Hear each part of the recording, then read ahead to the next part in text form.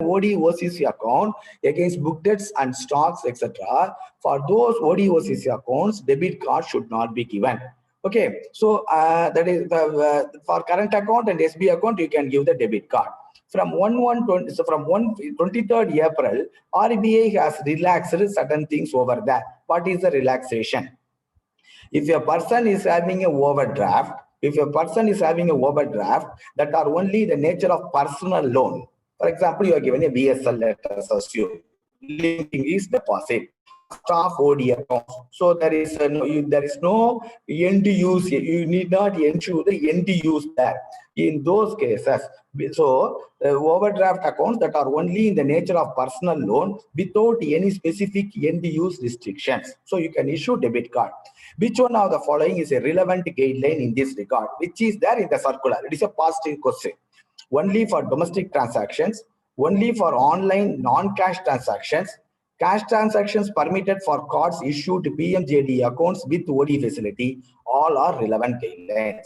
So for question number 45, bank can issue, that is electronic cards, to the OD account holders, which the OD accounts which are in the nature of a personal loan without any end use restrictions. So for when you issue the card, what are all the things you have to ensure? It is only for domestic transactions. It is only for online non-cash transactions. Cash transactions permitted only for PMJD accounts where OD facility is given. So all the three are relevant guidelines. So for question number 45, answer is D. Question number 45, answer is D. Question number 40.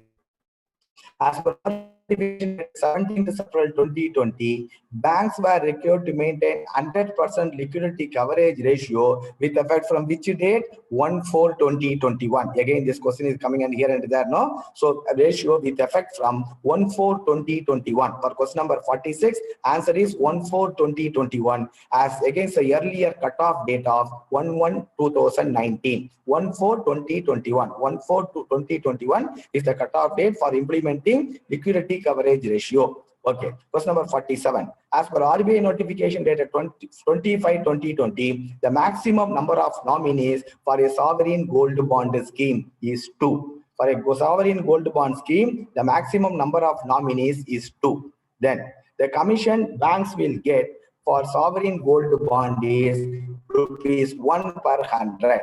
The commission bank will get for sovereign gold bond scheme is ₹1 per 100. Then cash can be accepted to issue sovereign gold bond up to what amount? Cash can be accepted for issue of sovereign gold bond up to ₹20,000. So these are all the questions which are expected. So that is the maximum number of nominees in a sovereign gold bond scheme is 2. Commission the banks will get for the sovereign gold bond scheme is ₹1 per 100. Cash can be accepted to issue sovereign gold bond up to ₹20,000. Okay, question number 50. In view of the difficulties faced by senior citizens of more than years of age and differently abled on infirm persons having medically certified chronic illness or disability, including those who are visually impaired, banks are advised to make concerted efforts to provide basic banking facilities such as pickup of cash and instruments against receipt, delivery and doorstep banking. Okay, so for persons of certain age, senior citizens, and also for certain people who are having some disabilities, RBI has asked banks to introduce doorstep banking. So what is the cutoff age? If it is senior citizen, it is 70 years of age and above. Okay, 70 years of age and above for senior citizen, and differently abled persons or infirm persons. For them, there is no age limit. For senior citizen means in this case 70 years and above. For other, that is infirm persons or differently abled persons, including blind person, in those three categories, age criteria is not there. For senior citizen who is a normal person, it is 70 years and above. So banks have to introduce the doorstep banking. Next question. The above category of persons are to be provided with a checkbook of dash leaves free of cost. For normal SB customers, how many check leaves you are issuing free of cost in a calendar year? For normal SB customers, we issue 20 check leaves free of cost in a calendar year. For these type of people, it is 70 years and above. So you have to issue check leaves, 25 check leaves per calendar year free of cost. So the above category of persons are to be provided with a checkbook of 25 leaves free of cost in a year. For normal person, it is 20 check leaves. For these types of people, the number of check leaves free of cost to be provided in a calendar year is 25. For question number 51, answer is 25. Question number 52. As per RBI notification dated 27th March 2020, it has been decided to reduce the cash reserve ratio of all banks from 4% to 3%. Today, the CRR is 3%. So reduced from 4% to 3% of the net demand and time liabilities with effect from the reporting fortnight beginning from March 28, 2020 for a period of 1 year ending on March 26, 2021. For clerical talk, 3%. For 1 to 2, they may ask from which date the CRR is reduced from 4% to 3%. That is why I given the dates here. So the CRR is reduced from 4% to 3% from 28th March 2020. This is due to, what is the reason? Due to pandemic. So this will continue till March 26, 2021. You should know the percentage. You should know the date from which it is reduced. You should know the date up to which that 3% will be there. After that, RBI will revise the guideline. Let us not worry now what RBI is going to do. For the exam 3 points, CRR is reduced from 4% to 3%. From which date? 28th March 2020 up to which date? 26th March 2021. The year and month and the percentage, all of you should know. Okay, question number 42, the answer is 3%. Question number 53, all new floating rate loans to medium enterprises extended by banks from October 2019 shall be linked to the external benchmarks and not MCLR as per RBI guidelines. True or false? Friends, again I am telling you that is external benchmark rate. What they are? Repo rate. 198, that is 195 days treasury bill rate, 365 days treasury bill rate that we saw yesterday. No, so from 1st October 2019, all loans given to retail segment as well as all loans given to MSC only to be linked to that external benchmark rate as per RBI direction. For medium enterprises, when they told for medium enterprises, it should be linked to benchmark rate from 1/4/2020. Again, I repeat, all retail loans and MSC loans, they should be linked to the benchmark rate from 1st October 2019. From 1st April 2020, medium enterprises also included as per RBI guidelines. But in Canara Bank, we are including medium enterprises from 1st October 2019 itself. Okay, you should know the difference. As per the new floating rate loans to medium enterprises extended by banks from 1st October 2019 shall be linked to the external benchmarks and not MCLR as per RBI guidelines. True or false? False. It is not from 1st October. For medium enterprises, it is from 1st April 2020. Answer for question number 53, false. Question number 54. As per RBI guidelines dated 10th February 2020, an amount equivalent to the incremental credit outstanding from the fortnight beginning 31st January 2020 and up to the fortnight ending July 31st 2020 will be eligible for deduction from NDTL for the purpose of computing the CRR. For computing the cash reserve ratio for a period of 5 years from the date of origination of the loan or the tenure of the loan, whichever is earlier. So you read the question subsequently. It is for computing the CRR. If they ask the question, so which is reduced from NDTL for computing the CRR, which advance from 31st January 2020, that is, and 31st July 2020, the increase in the advances will be reduced NDTL liability to calculate the CRR, that is liability of the banks. Okay, there is cash reserve ratio. For question number 54, the fill up the blank says CRR. As per RBI guidelines dated 15th January 2020, all debit cards will be enabled for the first time usage in India only at ATMs, POS, internet banking, A and B only, A and C only. See, friends, for debit, first time usage should be, that is card present transaction. What do you mean by card present transaction? You have to give the card. If it is ATM, you have to insert the card in ATM. If it is member establishment, he will swipe the card. Isn't it? So for all, first usage of the debit card should be card present transaction. So for example, if it is e-commerce, card not present transaction, by sitting at home, first transaction if you do for paying to Amazon, you will not get it. Similarly, first transaction through internet you try to do through by using your debit card, the transaction will not be successful. The first transaction should be either at ATM or at point of sales. Answer is A and B. So for question number 55, answer is D. Question number 55, answer is D. Question number 56. RBI Master Direction on KYC updated on 20th April 2020 for opening a non-resident account of NRI banks to obtain. Suppose let us assume you are in a branch where the customer sends a mail from abroad, sir, kindly open an NRI account for me, either NRE or NRO SB account or FCNR, NRE fixed deposit, NRE KDR, NRO KDR.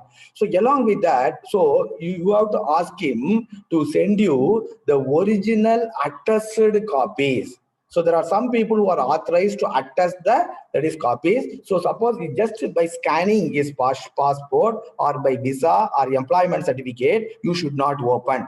These things should be certified by certain people abroad. That original certified OBDs you have to get for opening the NRE accounts. Just based on the mail, just scanned copy, even if it is attached scanned copy comes, subsequently should be followed by the original attached copies of the OBD for opening the NR account. Okay, as per RBI Master Direction KYC dated 20th April, for opening a NR account of NRI, banks to obtain original certified OBD documents. Original certified OBD documents. Who can authorize it? By authorized officials of overseas branches registered in India, of overseas banks with whom Indian banks have relationship, or notary public, court magistrate, or judge, or Indian embassy consulate in the country where the NRI resides. What I want to drive home here, even if the question is not asked in the examination, you should know for opening an NRI account, so what documents you will get, the passport, that is his residential address abroad. Certain things OBD you will get, no. Those AVDs, just if he scans and sends by email, you should not take it. You take it, but ask him to give you a certified copy by post, which is an original certified by somebody who are given here. That should be your record along with the account opening form. So this is that is original certified OBD documents, not the original OBD documents. Original certified OBD documents by these people. Question number 57.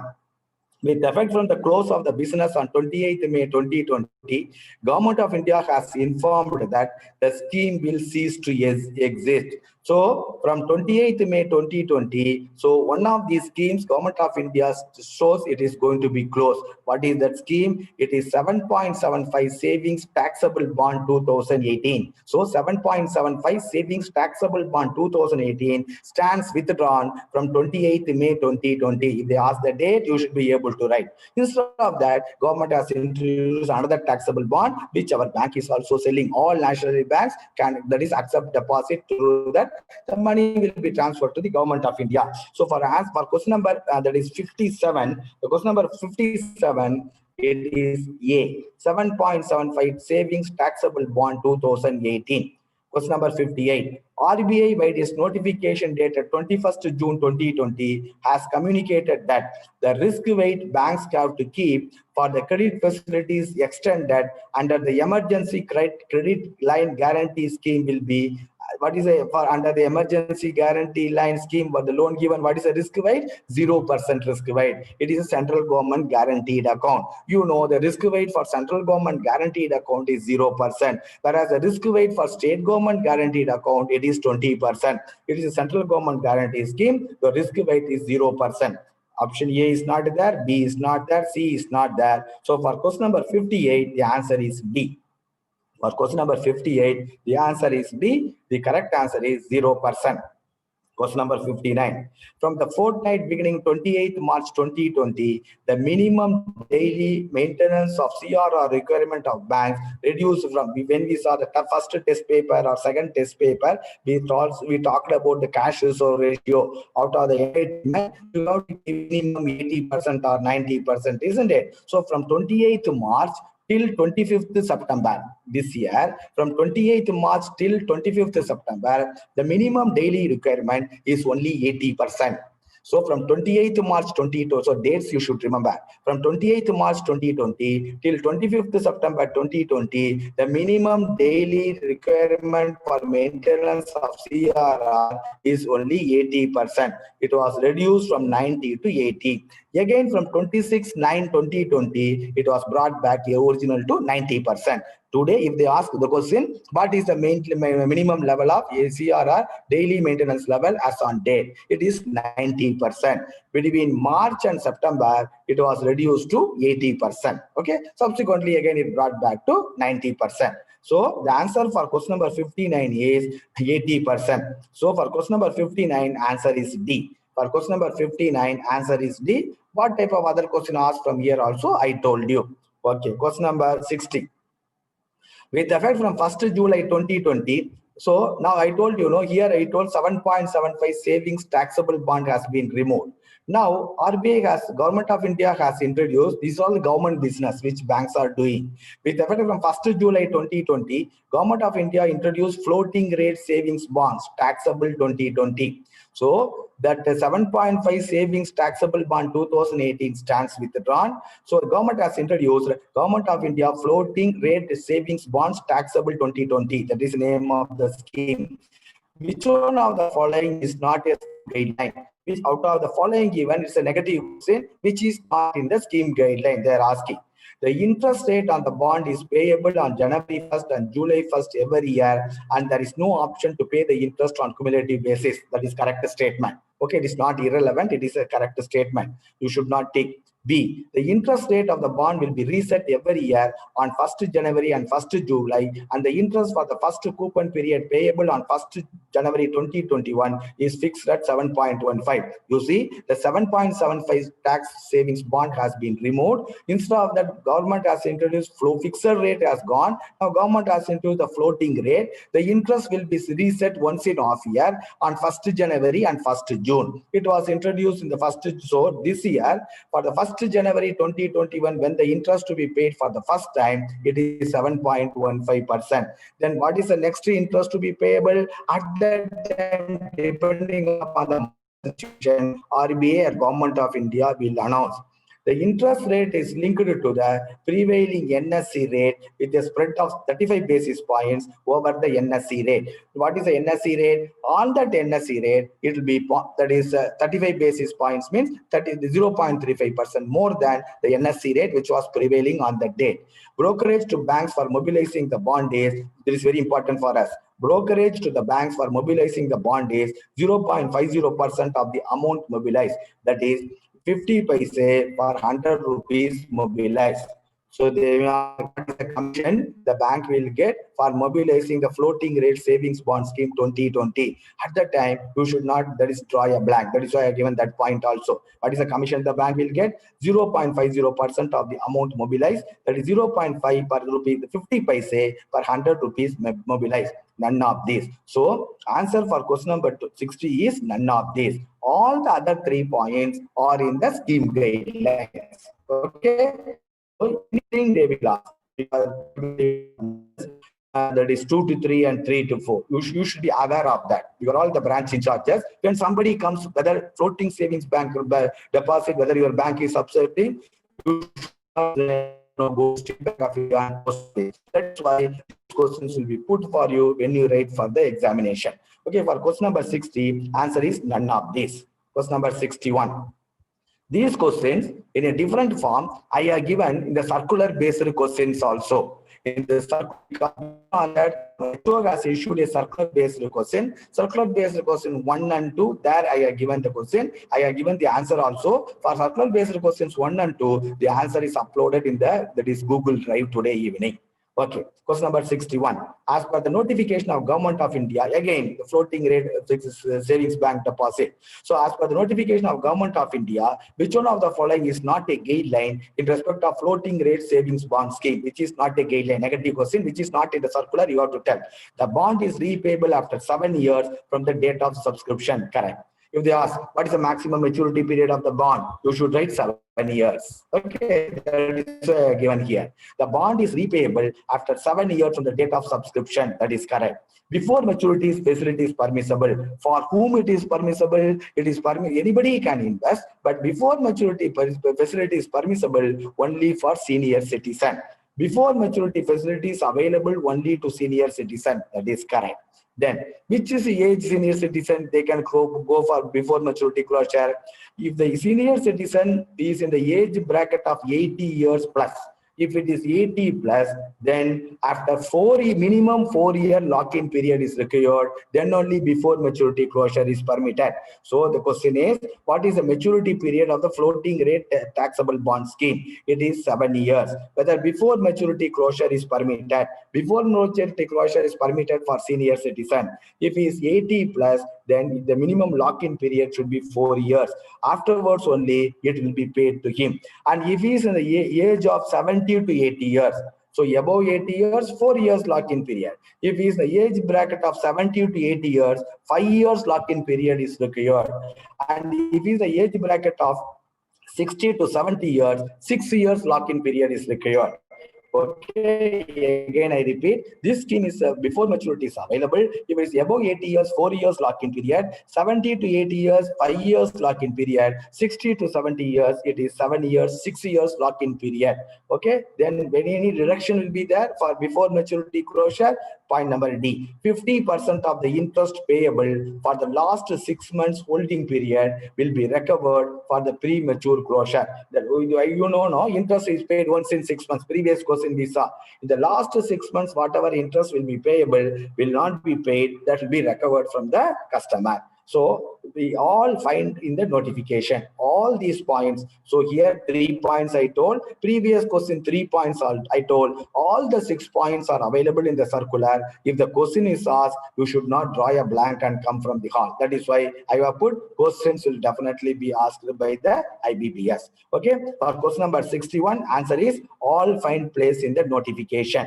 So HO circulars are also there. It is in the circular based questions. Question number for circular number. If you want the circular number, you can go through that. As per master circular dated RBI dated 1st July 2020, when bank branches refuse to accept lower denomination, so 50 rupees and fellow, one fellow is coming and remitting, that is 10 pieces of 2 rupees, that is 10 sections of 2 rupees note. You are telling no, you will not accept. So when bank branches refuse to accept lower denomination means denomination of rupees 50 and below from general public, or refuse to accept soiled, or refuse to accept mutilated notes, or non-issuance or acceptance of coins. These things you are telling, no, coins I won't accept. You go to some other bank. No. So if you say, if you refuse for all these things, you have to pay a penalty to Reserve Bank of India if the customer complains and it is proved. So for that, the Reserve Bank officials, if they themselves will come and sit in the bank branches without telling their Reserve Bank officials, they will try to exchange. So they will see whether you are accepting or you are refusing. When you are refusing it, they will immediately go to the branch manager's cabin, take the CCTV setup, and go to the Reserve Bank of India. Be imposed on bank. Okay, a lot of problems will be there for us. As master circular dated 1st July 2020, when the bank branches refuse to accept lower denomination from general public, or refuse to accept soiled or mutilated notes, or non-issuance or acceptance of coins over the counter, the penalty banks to pay to RBI is rupees 10,000 rupees per instance of violation by the bank, not the branch. If Canara Bank branch, one branch refuses, first time 10,000 rupees. For more, so like that, if more than 5 instances takes place by Canara Bank, for more than 5 instances of violation, it is rupees 5 lakhs for each occasion. More than 5 violations like this takes place, and if the RBI proves it, then Canara Bank has to pay 5 lakhs rupees for each occasion. and will be, not only that, they will place your name of the bank in the public domain. If somebody visits the RBI website, they will come to know Canara Bank, people have refused to accept, so this much penalty Canara Bank. Okay, this question is asked. So answer for the question is both A and B. For question number 62, the answer is both A and B. That is first time 10,000 rupees, more than 5 occasions, 5 lakhs for each occasion, and not only that, will be displayed in the public domain also. For question number 62, answer is A and B. That is, answer is C. For question number 62, answer is C. Question number 63. As per RBI Master Circular dated July 2020, if the work relating to pension calculations, etc., is attended to by the government department treasury, and the banks are required only to credit the amount to pay to pension to the pensioner's account maintained with them by a single debit to government account, such pension payment transactions would be eligible for payment of agency commission. How much? Let us see the slide, then I will explain to you. Already you may be knowing the concept. Just 1 minute, so you'll be able to understand the logic. No, nothing to worry. Okay. Say agency commission with effect from 1/7/2009. What is agency commission? You do lot of government business, isn't it? For that, you are collecting, that is, you are getting some commission from the government of India. So that is called the agency commission. Suppose if you are getting receipts, if you are receiving receipts, so within how many days it has to be transferred to the government account? Northeast region, T+1 day. In other regions, for T plus 2 days, yesterday we saw. In other regions, it is T plus 2 days. Okay. So, sorry, Northeastern region, T plus 2 days. In other regions, it is T plus 1 day. Yesterday we saw. Okay. So, for receipts. So, physical receipt. The customer is filling a challan and giving them check to you. So, physically you have to collect. For physical receipts, you will get 40 rupees per transaction. Whatever may be the amount of tax you are collecting, each challan, you will get 40 rupees. Suppose if he is using your internet banking or some other platform and he is remitting the amount to the government, you will get 9 rupees per transaction. Okay, again I repeat, 40 rupees. This is very simple, but integrity of the question is very important. The question, my two questions are like that. So for physical receipt, you will get 40 rupees. For e-mode receipt, you will get 9 rupees. With normal days, it has to go to government account. Northeast region T plus 2 days. Other regions, it is T plus 1 day. Okay.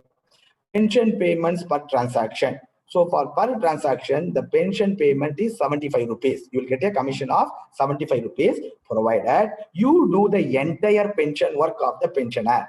That means right from the calculation of the pension, entire work is done by you. Then you credit you made the pension credit to his account. In that case only, you will get 75 rupees. Otherwise, you will not get 75 rupees. That is that I will tell you. Other than pension payments, other than pension payment. For a pension payment, you will get 75 rupees, provided the entire pension work is done by the bank branches. For payments other than pension payment, rupees 100 turnover, 60, that is, for 100 rupees turnover, you will get a commission of 6.50 paise. Very simple. This they straight away ask from clerical to officer or from officer to manager. But for some other levels, two questions are there. So I will show the question to you. Now, say, if the work relating to question number 63 we are seeing, as per RBI Master Circular issued in July 2020, if the work relating to pension calculations, etc., is attended by the concerned government department and banks are required only to credit the amount of pension to the pensioner's account. See here, so what is the question? You are not doing the entire pension calculation. It is done somebody. What is your job? You debit bank government account, and by means of a GIF file, you upload in all the pensioners' account. For that, you will not get 75 rupees per pension transaction. How much you will get only other than pension transaction? That is 6.5 paise rupees 100 turnover. When the entire transaction done by you only, you will get 75 rupees. By seeing the word pension payment, don't write 75. The entire transaction done by you, entire work relating to pension done by you only, 75 rupees transaction. Otherwise, you will get 6.5 paise for rupees 100 turnover. Non-pension commission only you will get. So for question number 63, answer is D. So this question they asked for 3 to 4. Question number 64, imagine the question. The number of transactions eligible for payment of agency commission at the rate of 75 rupees per payment should not exceed dash per pension per year. That per pensioner per year. Let us assume you are having a pension account for a pensioner. Let us assume the pensioner is alive.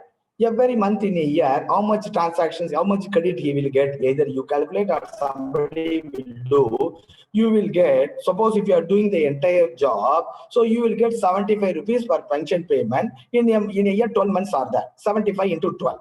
So, but now what RBI says, for arrears calculation, two more, that is also you can do. Totally, for a pension account, a bank can, entire pension account is done by the bank.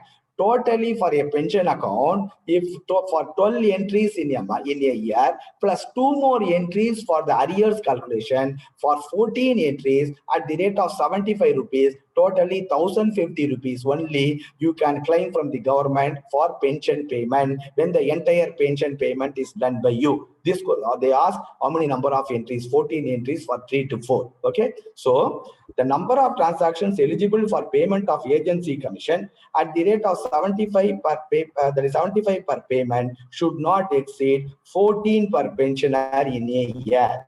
14 per pensioner in a year.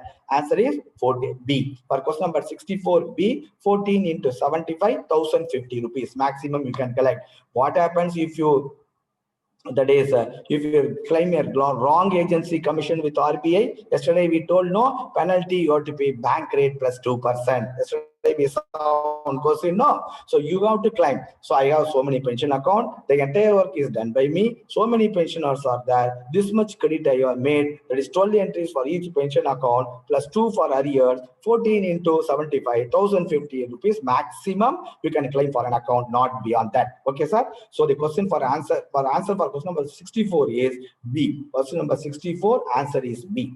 Question number 65.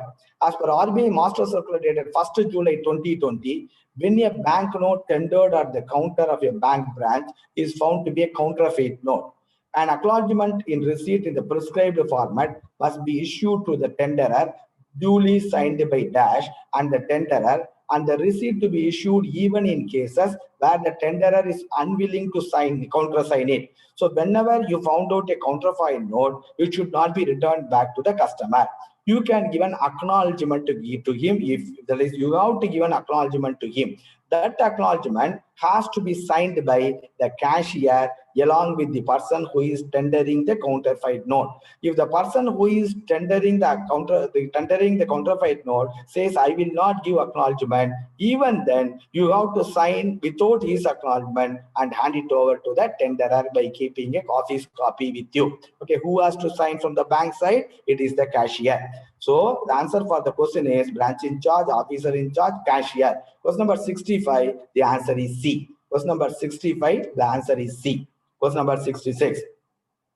For cases of detection of counterfeit notes of dash in a single transaction, the counterfeit note should be forwarded immediately by the nodal bank officer to the local police authorities or the nodal police station for investigation for filing FIR.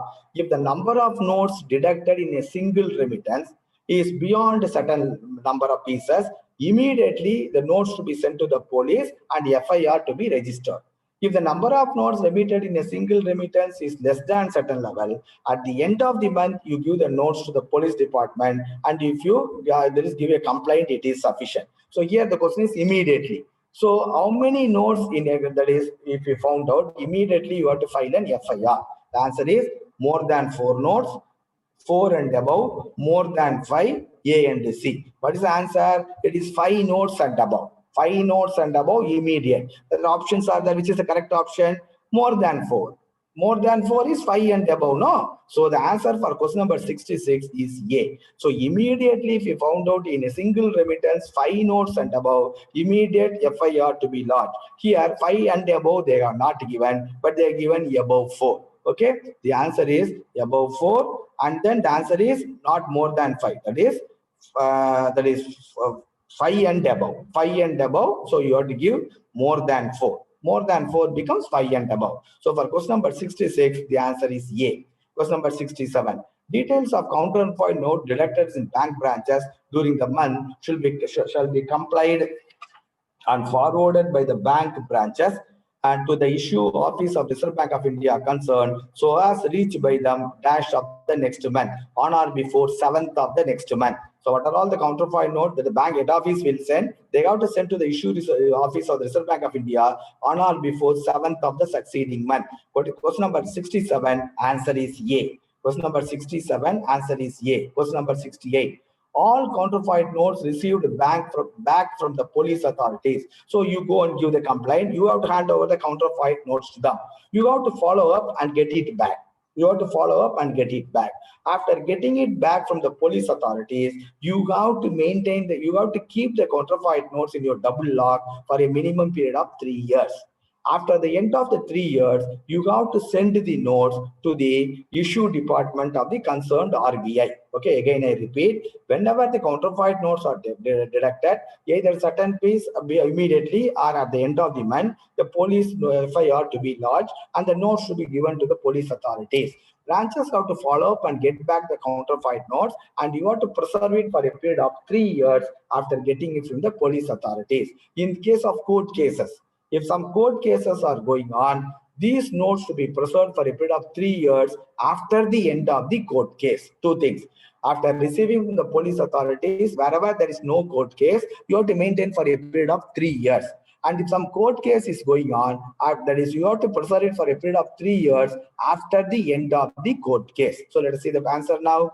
So, question number 68. All counterfeit notes received back from the police authorities should be preserved for a period of 3 years from the date of receipt from the police authorities and thereafter to be sent to the issue department or RBI. They should be immediately sent to the issue office of, no, the answer for question number 68 is A.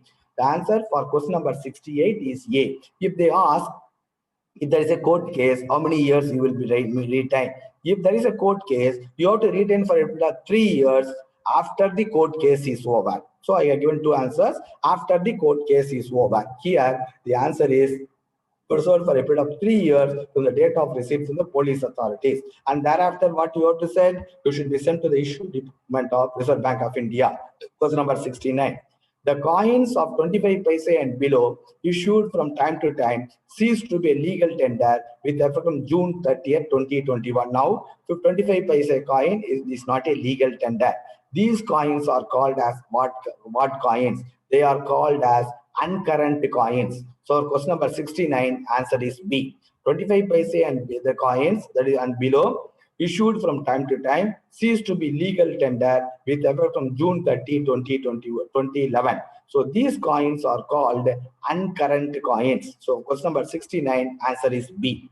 Question number 70. As per RBI notification dated 2nd July 2020 on revised classification of MSME, no enterprise shall be placed in a lower category unless it goes below the ceiling limit specified for its present category in both the criteria of investment as well as turnover. The effect of change in the category will be effective from. So let us see the slide. So all of you know the revised classification of the your that is MSME. I need not tell it there. By this time it will become master. But one point you should know. So this is already all of you know. Micro enterprise is one. The investment in there is plant and machinery or equipment should be up to 1 crore. The turnover should be up to 5 crores. Two criteria should be fulfilled. Small, more than 1 crore up to 10 crores. Turnover more than 5 crores up to 50 crores. Medium more than 10 up to 50. Turnover is more than 50 up to 250. So it is a composite criteria. So earlier there was only one criteria. Now both the criteria should be there. The exports of goods and services shall be included for calculation of turnover. Very, very important. So the exports of goods and services will be excluded. Manufacture and exports of goods and services will be excluded for the turnover purpose. Then investment in plant and machinery or investment in equipment, earlier it was original invoice value. Now, what is the value? The value is in return down value as shown in the income tax return. Very, very important. Okay, again, I repeat this classification, you know. Then there is a composite criteria classification. Exports of goods and the manufacture and exports of goods and services should not be included in the turnover. then the investment in plant and machinery or equipment is not the original cost price. It is a return down value every year as shown in the income tax return and balance sheet return of the party. This is one point. Next slide, you see, if an enterprise crosses the ceiling limit specified for its present category, let's assume what is the that is for the micro up to 1 crore investment, turnover up to 5 crores. So this is, let us assume today unit is a micro enterprises. Now let us see what the point says. If an enterprise has 1 crore turnover, sorry, 1 crore investment and 5 crores is the turnover, isn't it? For the micro enterprise, 1 crore is the investment, 5 crores is the turnover. If an enterprise crosses the ceiling limit specified for its present category in either of the two categories, either investment or turnover, it will cease to exist in that category and be placed in the next higher category. So though it is a composite criteria for classifying an account as micro, small or medium, suppose a micro unit in a year, the turnover has crossed for 6 crores, 5 crores. But investment in plant and machinery return and value continues to be 1 crore. It continues to be 1 crore. So even though one of the criteria crosses, it will be placed on the small category. So very, very important. So you should know, because this question they will ask.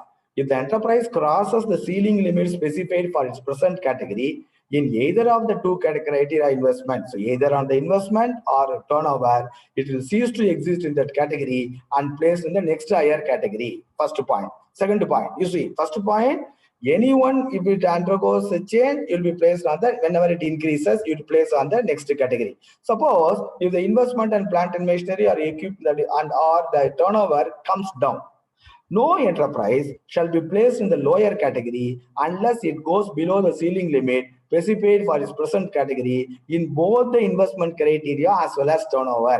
For classifying in the upper category, if one thing crosses the ceiling, you can go. But for placing in a lower category, from medium to very small or small to micro, for keeping in a lower category, both the criteria should qualify for the lower category. Then only you can grade it down. Otherwise, it will continue to be in the higher category only. Very, very important. Now, what is the question? But the question is something different. The question is something different. You see, as per RBI notification dated 2nd July 2020 on revised classification of MSME, no enterprise shall be placed in the lower category unless it goes below the ceiling limit specified for its present category in both the criteria of investment as well as turnover. For going down, both the criteria should come down. The effect of change in the category will be effective from which date it will be effective? The question is the date of going to the lower ceiling level. From the next financial year, after 3 years, none of these. Earlier, what we saw, when a unit comes out of the MSME category, for all purposes, it will remain in that category for all benefits for 3 years. We saw no. Now, when both investment and equipment comes down below that level, so both has to come down. So immediately at from the next financial year, it will be classified as the lower category. Similarly, if either investment or output or turnover goes beyond prescribed level or both goes up, from the next financial year, it will be placed at the higher category. So the answer for question number 70 is from the next financial year. These questions I have given here circular based questions also. Reference number of circular also I have given that. Okay, so for question number 70, answer is B. For question number 70, answer is B. Question number 71. Okay, we have to run up very fast. With a view to further mitigate the economic impact of COVID-19 pandemic on households, entrepreneurs, small business, it has been decided by RBI by its notification dated 6th August 2020 to increase the permissible loan-to-value ratio for loans against pledge of gold ornaments and jewelry for non-agricultural purposes from 75% to 90%. So for your Swarna loan, etc., you can go low LTV ratio up to 90%. Okay, for agriculture purpose, it is increased to 85%. Okay, so now it is for non-agricultural purposes, RBI has increased rate from 75% to 90%. You can go up to 90%. We have our own power for Swarna Express, etc. We have fixed our level. It should not be more than 90% for non-agriculture purposes. For agricultural purpose, LTV ratio should not be more than 85% as on today. This enhanced LTV ratio will be applicable only up to March 2021. If they ask that question, the LTV ratio has been increased as per the August guidelines. So up to what period for non-priority loan, the agriculture loan, gold loan can be up to 90% of the LTV ratio. This is till March 2021 only. So answer for question number 71 is 90%. Question number 71, answer is 90%. Answer is C. Question number 71, answer is C. These questions, probable questions. Question number 72. As per RBI notification dated 6th August 2020, no bank, very, very important, with regard to opening the current account, certain guidelines have been issued by RBI. So all of you should know this because this is August notification. Your exam is only in December. So you should know maybe 2 to 3 branch in charges when you can open a current account. Senior managers, you should know when you can open a current account, isn't it? When people look at you, you should be able to guide them. That is why these questions. As per RBI notification dated 6th August 2020, no bank will open a current account to customers who availed, that is, which credit facility from the banking system. If anybody has taken an OD/OCC account, if anybody has taken a OD/OCC account from any bank in India, no bank should open a current account for them. That is RBI guidelines. Okay, how will you find out on all separate modality? You see your internal circular. Okay, so what RBI has told, so anybody, any individual or anybody proprietorship firm or partnership firm, whatever it is, if there are two types of loan, OD/OCC account and term loan, isn't it? You forget about term loan. If anybody has availed a OD/OCC account, anybody has availed an OD/OCC account, no bank in the country should open, that is, current account for them. Very, very important, because all those fellows transactions should be routed through only by the OD/OCC account where they have availed. Very important question. Okay. So 2 more questions also there. From this, definitely question will come for 2 to 3 and 3 to 4. I am expecting for 1 to 2 small type of questions, because 1 to 2 you are going to occupy the branch manager's seat, isn't it? Okay. As per RBI notification dated 6th August 2020, no bank will open a current account to customers who availed which credit facility from the banking system, OD/OCC. For question number 72, answer is A. Question number 72, answer is A. These questions I have given in the circular based questions also, giving your circular number. You need not go to RBI website and search the circular. You search your circular, you will get everything over that. Okay. Please go through the circulars which I have given in the circular based questions. Definitely questions will come. Maybe around 80-90 circulars are there. You should not miss it. That is my aim. So I spend. People are asking, give the answer. Give the answer. 1 minute I have given the answer now. But in the today I uploaded, but it is important for you to go through these circulars. Okay. So that is OD/OCC account. There are 900 circulars issued by the bank. I got shortlisted, given you only 80-90 circulars. Okay. As per RBI notification, no bank will open a current account to customers who avail which credit facility in the banking system, OD/OCC. Okay. Question number 72, answer is A. Question number 73. As per the same current account, as per RBI guidelines, above customers who have not availed any OD/OCC facility. I told, if they availed OD/OCC facility, no current account by any bank. Okay, if they are not availed OD/OCC facility, but they availed the term loan, whether you can open current account, yes, with certain conditions are there. What are they? We will see. As per the guidelines, above customers who have not availed any OD/OCC facility from the bank, but availed and other credit facilities like term loan, non-fund based facilities, etc. They would have availed another type of credit facilities from the bank. So as per the above guidelines, customers who are not availed any OD/OCC facility from the any bank, but availed other types of credit facilities can open current account. They can open current account. So which bank they have to open? Only with the same bank or different bank? That is a question. Which one is not a relevant guideline with regard to that? Okay, which one is not a relevant guideline? This is a negative question. For negative answer you have to pick, because questions will come. If the exposure is rupees 50 crores and above, other than OD/OCC, if the exposure is 50 crores and above or more, current account can be opened by the escrow account managing bank. So if the exposure other than ODOC is 50 crores and above, the current account in the form of escrow account managing bank only can open. Okay, no other. So suppose, so in escrow account, there should be an agreement between the borrower and the bank which has given other than ODOCC and another bank which is escrow maintaining bank. So what is the agreement? The customer will put through, because there is no ODOCC account. No, the customer will pass the transactions to the escrow managing bank in the current account. From the current account, as per the agreement, the money should be transferred to his term loan installment. The balance, the money can be withdrawn by the customer. That is called, that is escrow managing bank. So what I told you, if a customer has availed an ODOCC account, no bank should open any current account. On the other hand, if the customer has not availed any ODOCC account, and if he has availed other types of credit facilities from a bank, whether ODOCC account can be opened? Yes. If the exposure is 50 crores and above, under the escrow mechanism, a current account can be opened. The escrow maintaining account maintaining bank will maintain the current account. How the mechanism works, I told you now. Okay, if the exposure is 5 crores or more, but less than 50 crores, if the loan given is 5 crores or more but less than 50 crores, lending bank can open the current account. The lending bank. So the bank which has given other than ODOCC, they are permitted to open the current account. If the exposure is 50 crores and above, the bank which has given the loan is not permitted to open the current account. Another bank, escrow maintaining account bank only, can open the current account. The money should go like that. And if the exposure other than your ODOCC, if it is 5 crores and up to 50 crores, he have to open current account only in the bank which has given that exposure. And if the exposure is less than 5 crores, any bank can open the current account.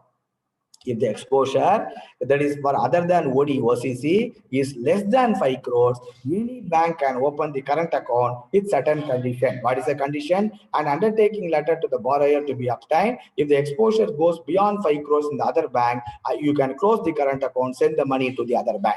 Okay, friends, very, very, very important. Current account discipline. For the discipline only, RBI has brought out these guidelines. So for question number 72, answer is A.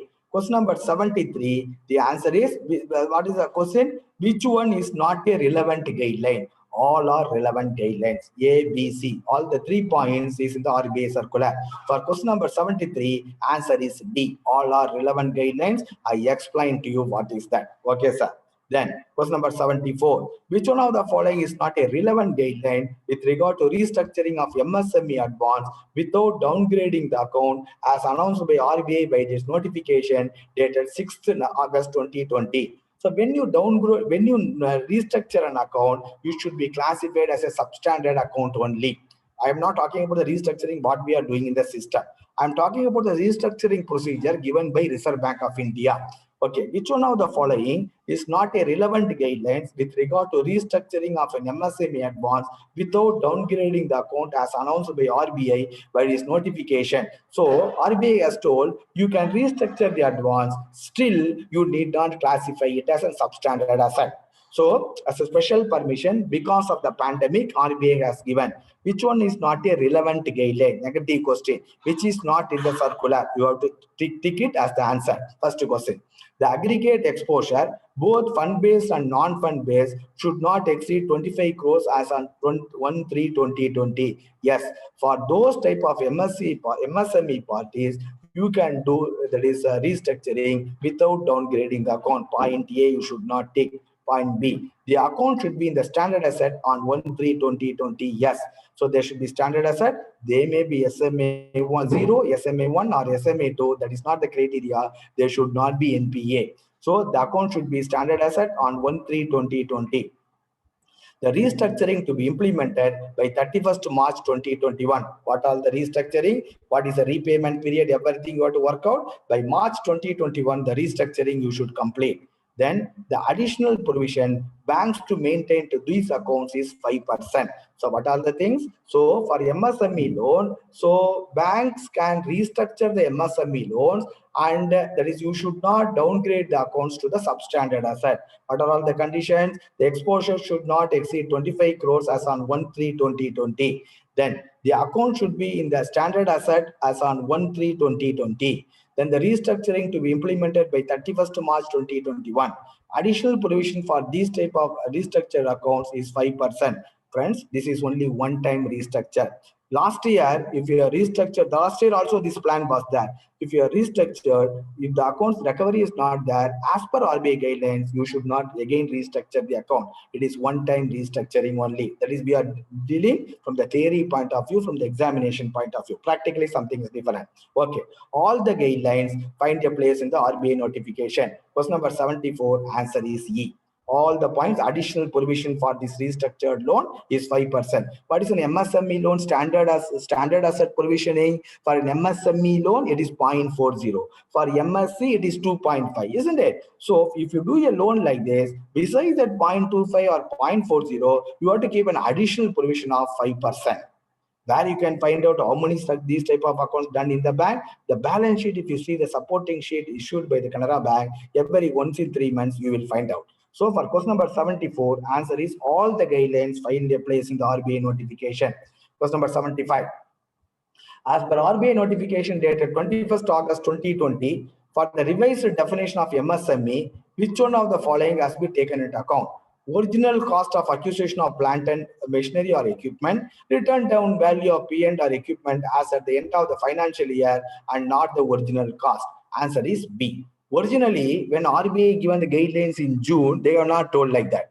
They told original investment in plant and machinery. But on 21st August, they revised the guideline. They told it is a written down value as given in the financials like balance sheet and income tax return. Immediately, Canara Bank Head Office has issued a circular. This finds a place in a circular-based question also. So the answer for question number 75 is written down value. Answer is B. Question number 76. As per RBI notification dated 29 September 2020, the implementation of the last tranche 0.625% of the capital conservation buffer shall stand deferred from 31st March 2020 to 1st April 2021. Okay, so this we already explained in some other class. So note down the date. The additional 0.6251, we are doing only 1.865. The additional 0.62, 1.875 only we have done. Capital conservation buffer, we should be 2%, but we have done only 1.875. The additional 0.625 to be done on that is by from 1st April 2021. Please note down the date. 1st April 2021. Answer for question number 76 is 1st April 2021. 77. In view of the continued uncertainty on account of COVID-19, on a review, it has been decided by RBI by this notification dated 29 September 2020 to postpone the implementation of net funding stable ratio to which date? That also from 1/4/2021. That also for question number 77 also answer is one, that is net stable funding ratio. The cutoff date has been postponed to 1/4/2021. These questions will come. Answer is 1/4/2021. 78. A process of reconfirming key details of large value checks by the drawer of the check is called dash as per RBI notification dated 25th September 2020. There is a guidelines has come from RBI that has to be implemented from 1/1/2020. What is, sorry, 1/1/2021. From 1st January 2021, we have another 2 weeks only after your exam. What is that? It is called positive pay. Positive pay. So whenever a customer issues a check, so he has to immediately inform the bank through various electronic modes. So I have issued a check. Check is stated this. Check number is this much. Who is the payee? What is the amount of the check? He has to immediately inform the bank, and the bank should send an acknowledgement to him. Suppose I do my mobile banking. Suppose I am issuing a check. I will immediately inform the bank as per the site given. I go to the app. I got to give the information. Sir, I have issued check number so and so. Amount is so much. Date of the check is this much. Payee's name is this much. That's all. This is for positive pay confirmation. You have to send it back to him stating that, yes, we acknowledge it. We will take care of the check. When the check comes in clearing, the system will cross-check it. whether the check is issued by the customer and he has given a positive pay. Only when the customer gives a positive pay and when it tallies only, the check will be passed. So this is called positive pay. Now, for all amounts, whether customer has to give positive pay, up to what amount customer need not give positive pay, or that is whether bank has to necessarily go in for positive pay, that is a question now. So, question number 78, a process of reconfirming key details of large value checks by drawer of the check is called dash positive pay as per RBI notification dated 25th September 2020. It has to be implemented from which date? January 1st, 2021. Next question. Positive pay, question number 79, we are saying positive pay is mandatory for all account holders issuing checks for amounts of rupees dash and it will be implemented by 1/1/2021. Now, positive pay is mandatory for all account holders who are issuing a check of rupees 5 lakhs and above. Okay, so banks should make it available to the customer 50,000 and above also. So bank can make it available to the customer for 50,000 and above, but bank has to tell the customer if the check is 5 lakhs and above, you have to necessarily give the positive pay, mandatory. Okay, it is the customer's choice to give it or not for 50,000 and above up to 5 lakhs. For 5 lakhs and above, customer has to necessarily give, otherwise the check will be returned by the CDF system. You got my point, sir? So please keep in mind. Positive pay means immediately don't think it is 50,000. Positive pay is customer discretion is 50,000 and above. 5 lakhs and above, it is mandatory. 5 lakhs and above, it is mandatory. Banks have to implement it. Option should be given to the customer for 50,000 and above. Let us see the question. Positive pay is mandatory for issuing checks for amount of rupees mandatory 5 lakh and above and will be implemented from 1/1/2021. Above 50,000, 50,000 and above, less than 50,000, none of these. Answer for the question is none of these. Because mandatory, it is 5 lakhs and above. What is 50,000 and above? It is left to the customer's discretion to use it. Bank should make it available for 50,000 and above, but bank should say it is mandatory for 5 lakhs and above. So answer for question number 79 is 5 lakhs and above. Okay, question number 80. By this notification dated 6th August 2020, RBI issued certain guidelines with regard to long form audit report from the financial 2021, as per which banks to send the note placed with the board of directors on LFAR for the bank as a whole to RBI within dash days of question number 80. Okay, within 90 days. Okay, 60 days. 60 days of submission. What is that LFAR? Long form audit report. So the statutory auditors will do the audit. So they will, other than without giving the MOC, certain things they will write in the LFAR. So all the LFAR of the branches have to be consolidated. A note has to be placed to the board of directors for the auditor's observation, and then the note has to be sent to RBI within how many days? Within 60 days. So answer for question number 80 is 60 days. This type of the questions will come for 3 to 4. Okay, for 60 days. Question number 80, answer is 60 days. Question number 81. Friends, 2019 and 2020 important RBI circulars I have downloaded and prepared these questions. Okay, you should be thorough with that. Question number 81. As per the RBI guidelines dated 12th October 2020, the aggregate threshold limit for a retail exposure. What is the retail exposure? We saw no. The retail exposure earlier it was 5 crores. Now it is increased to 7.50 crores. So the answer for this question is increased from 5 crores to 7.50 crores. Somewhere in test 1 or test 2, test 3 it is there. So 5 crores to 7.50 crores. Question number 81. The retail exposure is 5 crores to 7.50 crores. The risk weight for retail exposure is 75%, which we already saw. So you have to link everything. Then only you will get the correct answer in the exam. Okay.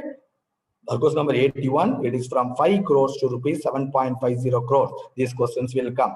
Question number 82, the risk weight for individual housing loans, which we already several times we saw. The risk weight for individual housing loan sanctioned on or after 16th October 2020 till March 31st, 2022 has been modified by RBI by the circular dated 16th October.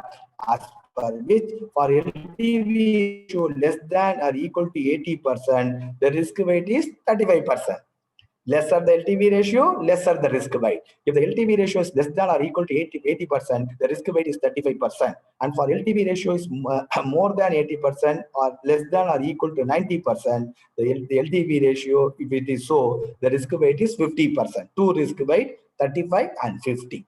Okay, for first fill up the blanks is 35, second fill up the blanks is 50, 83.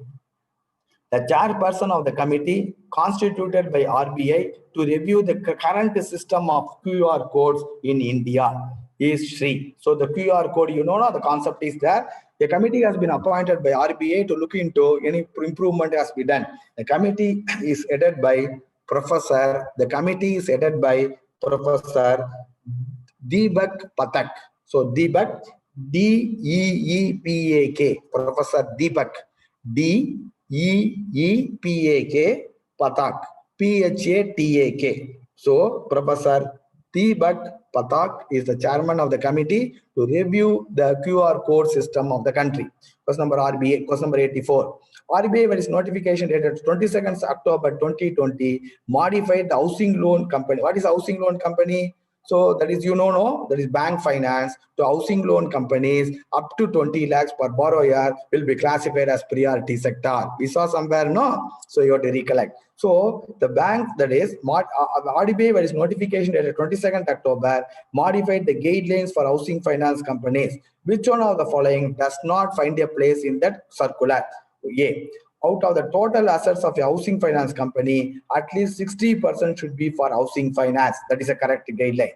Out of the total assets, not less than 50% should be by way of individual housing loan finance. That is also correct.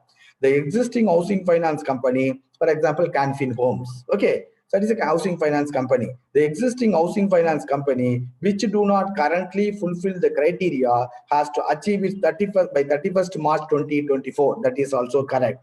Minimum net owned funds for the housing finance companies required is rupees 20 crores required to start a housing finance company. All find a place. All these for a housing finance company, RBI revised the guidelines. What are they? At least 60% of their assets should be for housing loan. 50% of the assets should, out of the 60%, 50% should be direct or individual housing finance. Then they should have 20 crores to start a housing finance company. So, and the other point is, though if the existing HFCs do not fulfill the criteria, they have to fulfill the criteria by 31st March 2024. All these things find in the HO circular. So October circular or RBI circular, these things find a place. All find a place. Question number 84, answer is E. Question number 89, 85. The system, very, very important, friends. So I do not know whether somebody has told you in the priority sector classification. So even if they told, for information's sake, it is important. In my test paper number 2 under the priority, I have given this point. I did not have a time to explain. Now I explain to it. All of you should know. Questions will come.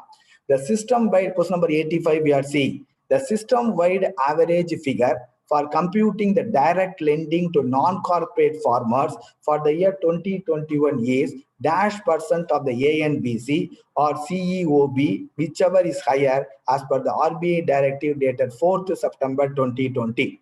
Friends, you know what is the percentage of agriculture for the that is agriculture advance out of the ANBC or CEOB, whichever is higher should be there, 18%. You know, 18% of that is for as far as agriculture is concerned, mandatory norms for the scheduled commercial banks, it is 18% of ANBC or CEOB, whichever is higher. It has to be, there is no change in that. Only for small and marginal farmers and weaker section only, over the years it has to undergo a change. But our agriculture, it is 18%. So earlier the agriculture was divided into direct agriculture and indirect agriculture. Earlier, the agriculture was divided into direct and indirect agriculture. Now that has been removed. Okay, keep that in mind. You also know when we discuss the priority under farm credit, we also know when we discuss the priority, these are all the questions are expected. When we discuss the priority under farm credit, what we saw, which are all the loans given to farmers. We also saw that loans given to a company, loans given to a proprietorship firm, Loans given to a partnership firm up to 2 crores who are engaged in direct agriculture will be classified as agriculture farm credit.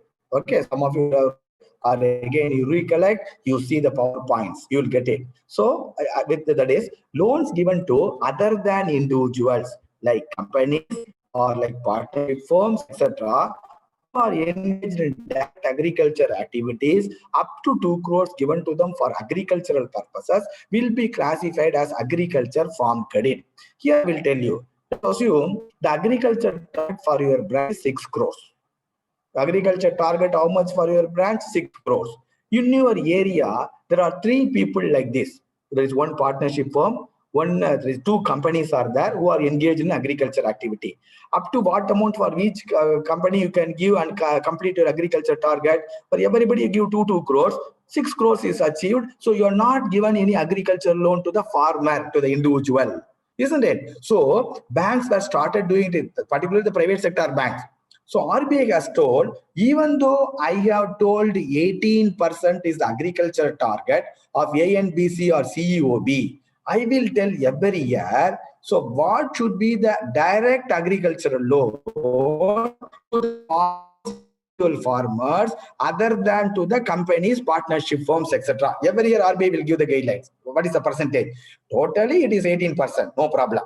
So you should not give only to these fellows and don't give the individual farmers and complete your target. Some private sector banks will do. So RBI has told, okay, 18% okay, by achieving like this, I will not allow you. You have to give certain percentage of ANBC or CEB to individual farmers also.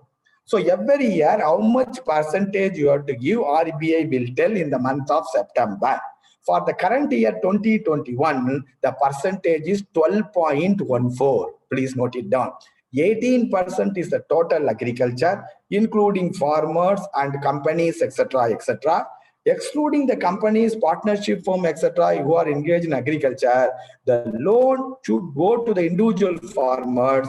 It should be 12.14% of the ANBC or CEOB, whichever is higher. Very, very important formula. Somebody would have told you priority sector class also. Okay, in my slide also it is there. The system, so they will tell every year how much. So for the year 2021, as per RBI guideline dated 4th September 2020, it is 12.14%. Okay, so you have to directly give to the individual farmers, excluding those partnership and companies. There is direct lending to non-corporate farmers. What is the percentage of direct lending to non-corporate farmers? It is 12.14%. Answer for question number 85 is 12.14%. People 2 to 3, 3 to 4, you should be thorough with that percentage, 12.14. Okay. Under RBI's pilot scheme for offline retail payments, that is so as per RBI's pilot scheme for offline retail payments, the upper limit for a payment of transaction shall be rupees 2,000. You just note it down and explain to you the next class. So question number 86, answer is A. Question number 86, answer is A. Question number 87. As per the recent RBI guidelines, in the case of borrowers where the exposure of the banking system is there, again the current account I am bringing that. As per the RBI guidelines, in case of borrowers where exposure of the banking system is less than dash, banks may open current account subject to obtaining undertaking from the customers that shall inform the banks when the credit facility availed by them from the banking system equals or exceeds that limit. What I told you, see, other than for ODOCC account, no bank can open the current account. For other than ODOCC account, if the exposure is less than 5 crores, any bank can open a current account by getting an undertaking letter. Okay, and in that letter they have to get, if the exposure for my other than ODOCC accounts touches 5 crores or more than 5 crores, you are in order in closing my current account and transferring the process to the other bank. So the answer for the question is, as per RBI guidelines, in case of where the exposure of the banking system is less than 5 crores, exposure means only other than ODOCC. So less than 5 crores and above. So 5 crores and below, less than 5 crores. Answer for question number 87 is less than rupees 5 crores. Answer is A. Question number 87, answer is A. It is if it is 5 to 50 crores, the lending bank itself can open the current account. If it is above 50 crores, the escrow maintaining bank can open the current account. You should keep in mind, for ODOCC, no bank can open the current account. So for question number 87, answer is A. Question number 88, UCBs, Urban Cooperative Bank. UCBs, Urban Cooperative Bank having a total asset of 2,000 crores or above as on 31st March 2020 shall implement a system-based asset classification. Now your CBS is classifying the account, no, NPA, non-NPA, like that Urban Cooperative Banks having total assets of 2,000 crores and above should implement a system-based asset classification by 30th June 2021. Question number 88, answer is D. By 30th June 2021. Question number 88, answer is D. Question number 89. As per the revised priorities, very easy questions. Priority sector revised, no. From there, I have given few questions. Just to recollect, all of you are thorough now. As per the revised priority sector lending norms, bank finance to startups, to what amount are included in the priority lending? Either agriculture or MSC. No, they are included priority lending. Up to what amount? Up to rupees 50 crores. Question number 89, answer is D.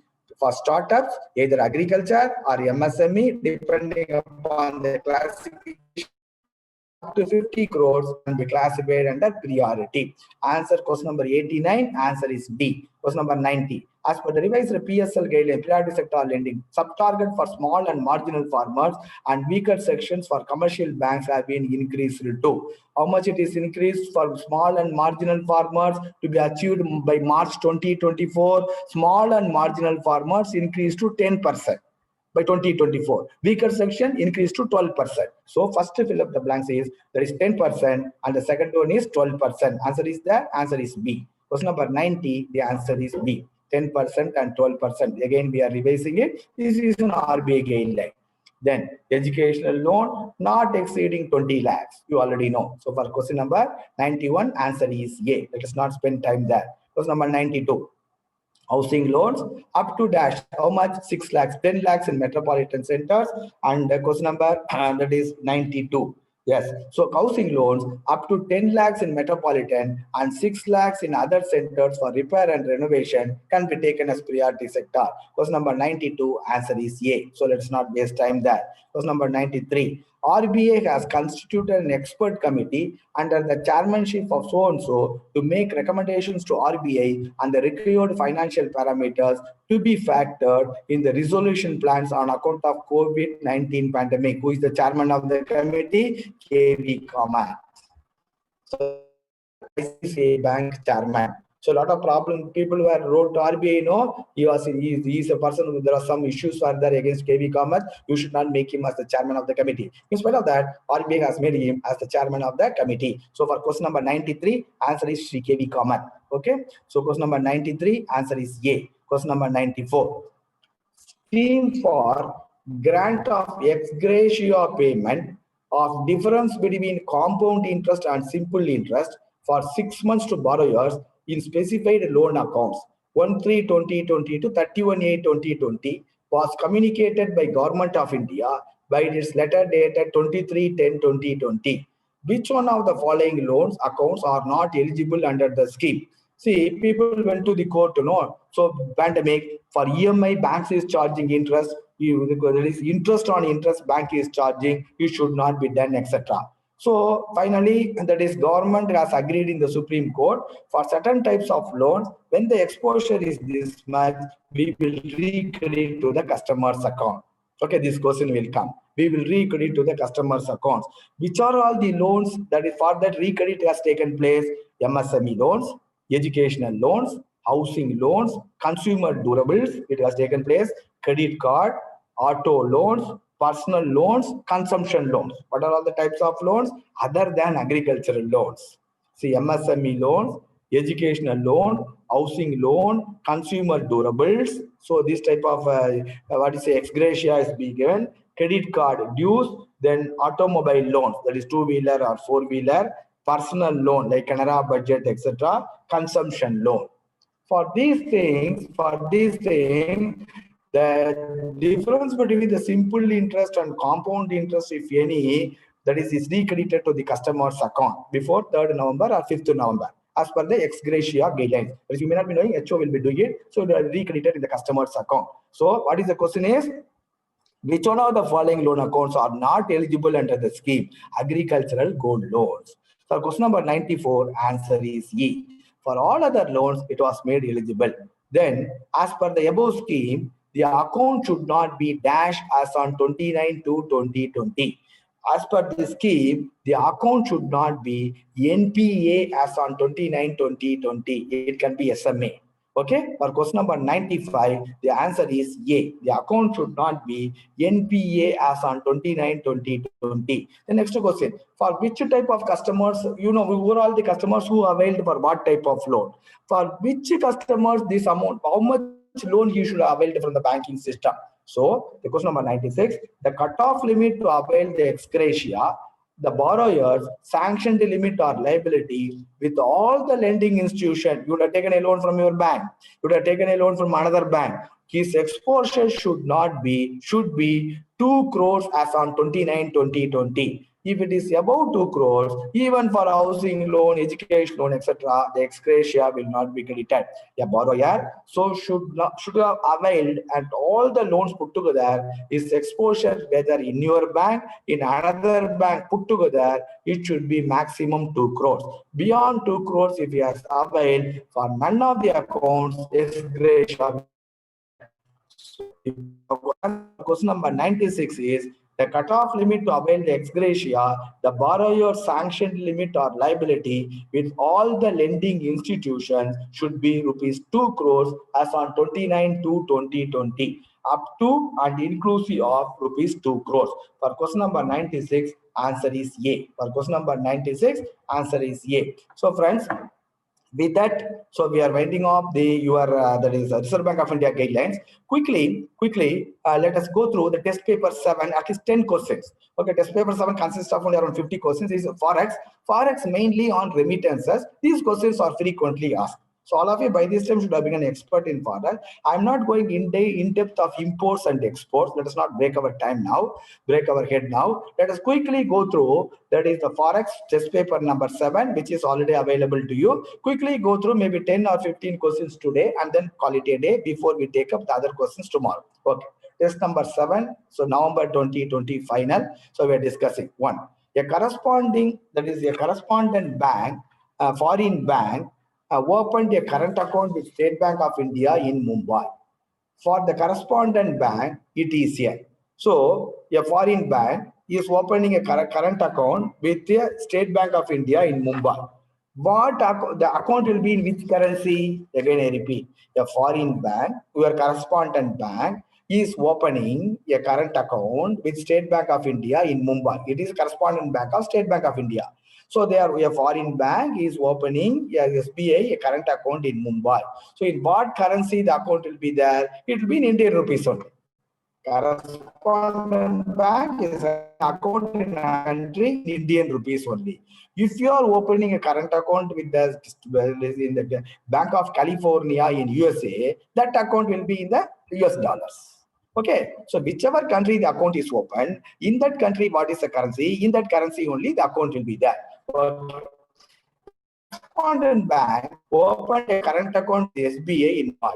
Correspondent bank, it is a Vostro account, Nostro account, Loro account, or current account. You know there are 3 types of accounts. By this time, you know. Nostro account. Nostro means our account with you. Nostro means our account with you. Suppose if you are having a current account with that is Bank of California, you will refer the account as Nostro account. Nostro means our account with you. And Vostro means your account with us. So for your same account, Bank of California will say Vostro account. That is your account with us. The Loro is, that is somebody's account with some other bank. So for reference purpose, Loro account. That bank's account with you. That is called a Loro account. Here, what is the question? A correspondent foreign bank opened a current account with State Bank of India, Mumbai. So for the correspondent foreign bank, it is what account? Our account with you. So it is a Nostro account. But question number 1, answer is B. Question number 2. Canara Bank is maintaining a US dollar account with Bank of America in New York. Bank of America will call. So you are maintaining account with Bank of America. For you, it is a Nostro account, whereas for Bank of America, it is a Vostro account, isn't it? For question number 2, answer is Vostro account. So question number 2, answer is Vostro account. Question number 3, a Sri Lankan citizen is come to India for employment with valid employment visa. He is working in Sri Lankan embassy in Chennai. He will be treated as a person resident in India or an NRI, and what account you can open for him. See, any person is coming to India for your employment with a valid visa, employment visa. There are different types of visa, tourist visa, etc., etc. Any person coming to India for a valid employment visa, when he is employed in the country, even though he is a foreign citizen, for all purposes, during his stay in India, he will be called as resident Indian only. What account you will open? All accounts eligible for resident Indian, you can open. You can open normal SB account, product code 101, or you can open RD account for him. You can open a fixed deposit. You can open a KDR for him. So, for question number 3, whether he will be treated as a person in resident in India or NRI, he will be treated as a person resident in India only. And what account you will open? All normal domestic accounts you can open for him. So question number 3, he will be treated as a resident Indian, and all domestic account deposit accounts can be opened for him. Question number 4, Mr. X, a resident Indian, went to England as a tourist, married a British citizen named Miss Carol, and came to India to stay with Mr. X as per the Indian tradition. So this fellow went for as a tourist. There he married a British girl by name Carol, and she has also come to India for settlement with him. So this Miss Carol is categorized as what? Whether she is a foreign citizen or a resident Indian. So here, when a resident Indian marries a that is foreign citizen, and both of them have come to India for settlement, then that foreign citizen will be considered only as a resident Indian. And all accounts eligible for a resident Indian opening, she or he can open. So let us see. So X has gone to London and married so and so. Both of them come to India. Miss Carol, what account she wants to open? Mrs. Carol wants to open NRI deposit with your branch.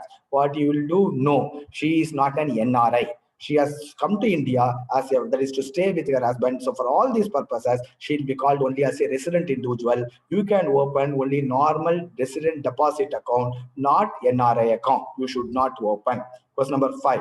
You have gone abroad to meet your son for 6 months. You will be considered as resident in India or NRI. You have gone abroad not for employment, not for studies, etc. As a tourist, you have gone abroad to meet your son. You will be still, even though it is more than 180 days you are staying there because of the visa, it is a tourist visa, you will be considered as a resident Indian only. Okay, so question number 5, you will be considered as resident Indian, resident in India only. Question number 6, a foreign resident of Indian origin is called. Who is a foreign resident of Indian origin? Earlier he was in India. He went and got the citizenship of that foreign country and he stayed there. Or earlier, his parents, his grandparents, his great grandparents were holding an Indian passport. So these people, so when they go and settle in India, that is, for example, let's say my son is in abroad. Okay, I am holding an Indian passport. My son is holding a, that is earlier he was holding an Indian passport. So now also he's holding an Indian passport. I am holding an Indian passport. By chance, so that is if there is they give birth to a child there, that child will be called the citizen of that country because child was born there. Okay, but so she have another qualification, persons of Indian origin or foreign citizen of Indian origin, because the child's father or mother, they are having Indian passport, or that is grandparents or parents were having great grandparents were having Indian passport. So these people, foreign citizen of Indian origin, they are also called as persons of Indian origin. Okay, very important. So a foreign resident of India, Indian origin, is called person of Indian origin, PIO, persons of Indian origin. All facilities for NRIs is available for the person of Indian origin. Question number 7. Mr. X is residing in USA. He has got US citizenship also. So he got a US citizenship. His grandfather was an Indian passport holder. Okay. Mr. X is called a foreign citizen of Indian origin. Yes. So he is called a foreign citizen of Indian origin or person of Indian origin. Answer is true. For question number 7, answer is true. Question number 8. Mr. Verma, an Indian resident of Delhi, is an Indian resident, shifted to Canada as an immigrant and settled there. There, he married a Canadian girl by name Miss Anna. Miss Anna or her family members has no connections with India at any point of time. She is a foreign citizen, no connection at all with India. Parents, great parents and all were not having Indian passport. Mr. Verma is having a sizable NR deposit with your branch with Miss Anna as the nominee. Miss Anna requests you to open a FCR deposit in her name with his husband as nominee for US dollar 100 million. What is your position? What is thing? Whether that person, Mr. X or who is Mr. Verma, is an Indian resident. We went and settled in abroad. So that is, he is a person of Indian origin. Okay, he is an Indian citizen. He went and settled abroad. For all purposes, he is called a person of Indian origin. Okay. Now, this girl is a foreign born and brought up. Her parents and grandparents, she is a foreign citizen. So he married her. So he is having lot of deposits in you, FCNR, because he is a person of Indian origin, no? So all NRI benefits you will give, he has lot of FCNR deposits, his wife as the nominee. Now, his wife says, you open me an NRI deposit or FCNR deposit, whether for his wife, who is a foreign citizen. He married her, both of them settling in it abroad. Whether you can open an NRE deposit or FCNR deposit or NRO deposit, considering her also as that is foreign citizen of Indian origin because she married this person. So you can consider her as a person of Indian origin and you can open FCNR, NRE or NRO jointly with Mr. Verma. In your individual name, you cannot open NRE, FCNR or NRO deposit. So she is a foreign citizen of Indian origin only. But since her parents or great-grandparents do not have Indian passport, because of virtue of marrying Mr. Verma, she gets the position of foreign citizen of Indian origin, not because of others, like her relatives are having Indian passport. She gets the status foreign citizen of Indian origin because of marrying Verma. You can open, that is NRE, NRO, FCNR deposit, not on a single name, but jointly with Mr. Verma only. So they ask the question in different manner. Okay, so not permitted, so you can open as a joint name. So question number 9. Mr. X, a resident individual, has an SB account with average balance of rupees 5 crore deposit with your branch. Who is he? Is a resident individual like me. Okay, he's having 5 crores deposit. He wants to add his brother's name, who is an NRI, to his resident SB account. What is your position? So he is having an SB account, resident 101 product code. For that resident account, he wants to join his brother who is an NRI. His brother is not a resident. He says, with my account, you made my brother as a joint account holder who is an NRI. What the says. Okay, you see. Resident bank account, joint holding by NRI. A resident bank account where you are adding the NRI as the joint person. Whether it is permitted, what is the guideline? These questions will come. In a resident account, NRI close relative of the resident. Okay, so who he wants to add? His brother. He is a close relative, isn't it? In a resident account, NRI, who is a close relative, can be a joint account holder. What I am telling, in a resident account, product code 101, an NRI can be made as a joint account holder as an NRI, but the NRI should be the close relative of the resident account holder. The operation condition in the account should be either or survivor. No other condition, farmer or survivor, number one or survivor, jointly, etc. is not permitted.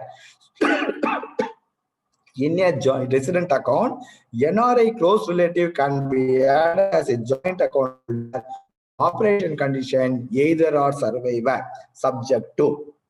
For all purposes, it is treated only a resident account. For all purposes, even though you added the NRA as a joint account holder, for all purposes, the condition is either or survivor. They are asking the condition. Either or, that is resident account, joint account holder is the NRI, he is a close relative, either or survivor condition only. It is treated as a resident account for all purposes.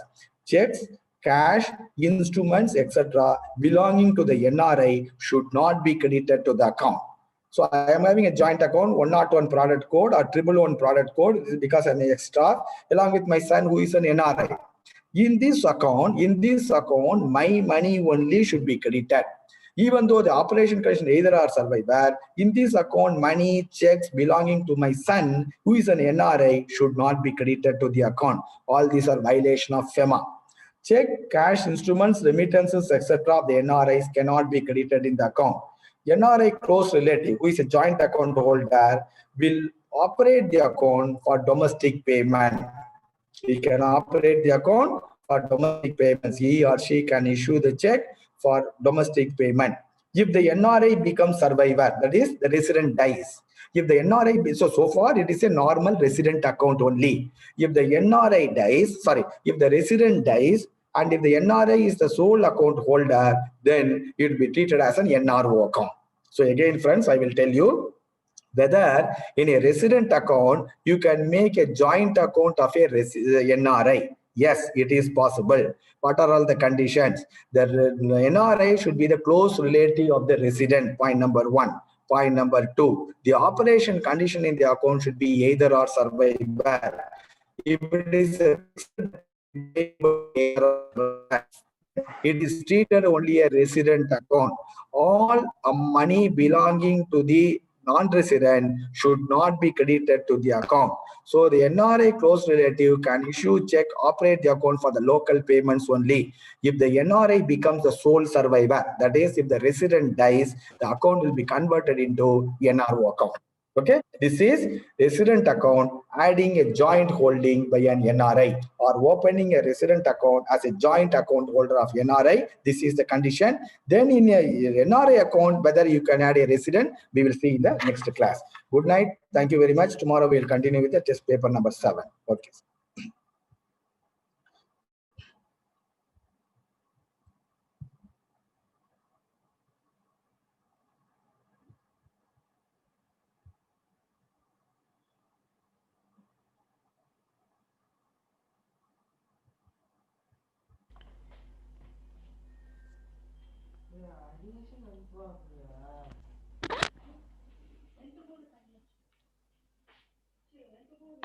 Sir, thank you, sir. Thank you. Thank you.